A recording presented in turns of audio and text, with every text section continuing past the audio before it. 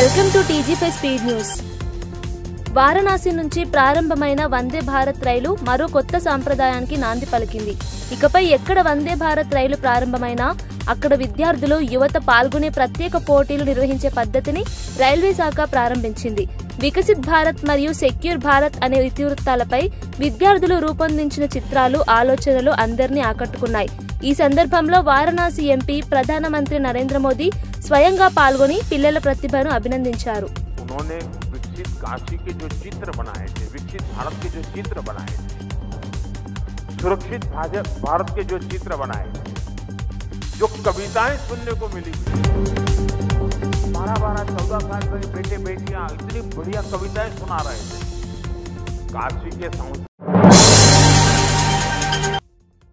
Hyderabad Shamshabad airport లో ప్రయాణికుల ఆందోళన చోటు చేసుకుంది. శంషాబాద్ నుంచి వియత్నాం వెళ్లాల్సిన విమానం గంటల తరబడి ఆలస్యం కావడంతో 200 మంది ప్రయాణికులు విమానాశ్రయంలోనే చిక్కుకున్నారు. రాత్రంతా పడిగాపులు కాస్తూ తీవ్ర ఇబ్బందులు ఎదుర్కొంటున్నారు. చిన్నపిల్లలతో పాటు వృద్ధులు కూడా ఉన్న ప్రయాణికులు తాగునీరు, ఆహారం కోసం సతమతమవుతున్నారు. విమానం ఎప్పుడు బయలుదేరుతుందో స్పష్టమైన సమాచారం ఇవ్వకపోవడంతో ప్రయాణికుల ఆగ్రహం చెలరేగింది. ఎయిర్లైన్ సిబ్బందిని చుట్టుముట్టి సమాధానం కోరారు.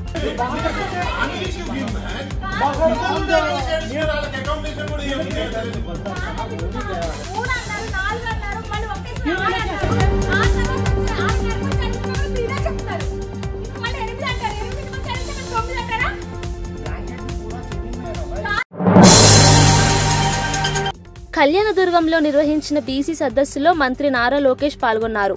ఈ సందర్భంగా లోకేష్ మాట్లాడుతూ రాజకీయ స్వాతంత్రం తెచ్చింది తెలుగుదేశం పార్టీ ద్వారానే అని స్పష్టం చేశారు. ఎన్టీఆర్ నుంచి చంద్రబాబు వరకు బీసీలకు అండగా నిలిచామని గుర్తు చేశారు.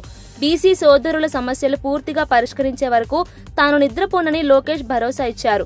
ప్రజలకు ఇచ్చిన హామీలన్నింటినీ నెరవేర్చే దిశగా ప్రభుత్వం కృషి చేస్తోందని చెప్పారు. బీసీల అభివృద్ధి కోసం ప్రత్యేక పథకాలు రూపొందిస్తున్నామని తెలిపారు. మన జిల్లాలో ఒక సంస్థ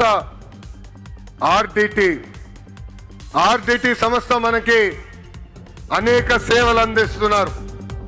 ఆసుపత్రులు కానివ్వండి, స్వయం ఉపాధి కానివ్వండి, పాఠశాలలు కానివ్వండి, పెద్ద ఎత్తున వాళ్ళు మనకి సేవ చేస్తున్నారు.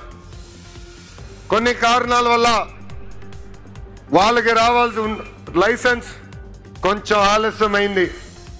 కానీ నేను నా బాధ్యతగా తీసుకుని ఆ ఫైల్స్ అని నేను ఢిల్లీకి తీసుకెళ్లి అనేక సార్లు కేంద్ర ప్రభుత్వంతో మాట్లాడి ఈ రోజు శాంక్షన్ చేయించుకుని మేము వచ్చాం. ఆర్డిటిని కాపాడుతాం. హన్మకొండ జిల్లా సమ్మయ్య నగర్ లో వరదలతో తీవ్రంగా నష్టపోయిన బాధితులను ఎమ్మెల్సీ కల్వకుంట్ల కవిత పరామర్శించారు. బాధితుల సమస్యలను సమీక్షించి ప్రతి కుటుంబానికి ప్రభుత్వం అండగా ఉంటుందని హామీ ఇచ్చారు. వరదలతో ఇల్లు, వస్తువులు కోల్పోయిన ప్రజల పరిస్థితిని స్వయంగా పరిశీలించారు. సహాయక చర్యలు వేగంగా కొనసాగాలని అధికారులకు సూచించారు. ఆహారం, తాగునీరు, వైద్య సదుపాయాలను వెంటనే అందించాలని ఆదేశించారు.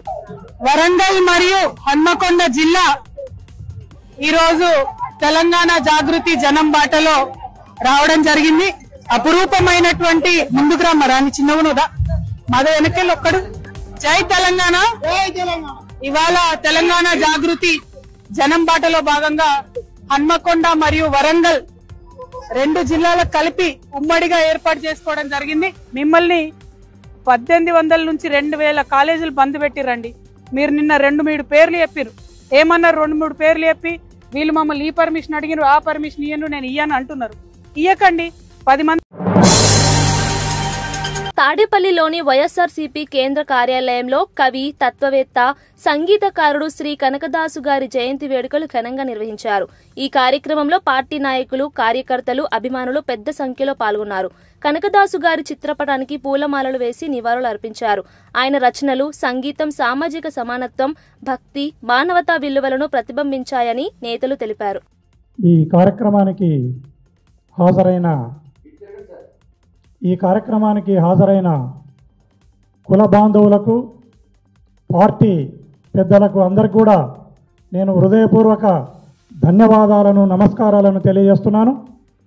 ప్రముఖ రచయిత, కవి, ఆధ్యాత్మికవేత్త, కుల దురహంకారంపై భక్తి మార్గంలో తిరుగుబాటు చేసిన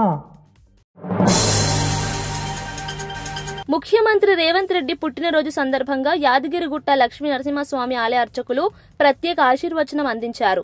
సీఎం దీర్ఘాయుషుతో ప్రజలకు సేవ చేయాలని దేవుని దయ కోరుతూ పూజారులు ప్రత్యేక పూజలు నిర్వహించారు. ఆలయంలో చందన, పుష్ప నైవేద్యాలతో హోమం నిర్వహించి రేవంత్ రెడ్డి అభ్యున్నతికి ప్రార్థనలు చేశారు.